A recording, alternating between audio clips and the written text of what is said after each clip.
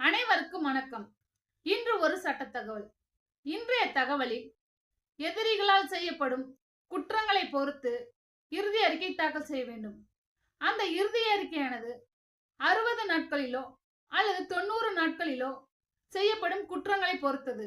இந்த இறுதி அறிக்கையானது குறிப்பிட்ட காலத்திற்குள் தாக்கல் செய்யப்படவில்லை எனில் எதிரியானவர் நீதிமன்ற காவலில் இருக்கும் பொழுது குற்றவியல் நடைமுறை சட்டம் செக்ஷன் 167 சப்ளஸ் 2 படி தாக்கல் செய்யப்படும் மனு மீது நீதிமன்றமானது அன்றைய தினமே உத்தரவு பிறப்பிக்க வேண்டும் என்றும் நீதிமன்றமானது என்றைய தினம் எதிரியானவர் பிணை மனு தாக்கல் செய்கிறாரோ அன்றைய தினமே அவரை விடுவிக்க வேண்டும் என்றும் மாண்புமிகு உச்ச நீதிமன்றம் இந்த வழக்கில் தீர்ப்பு சொல்லியுள்ளது.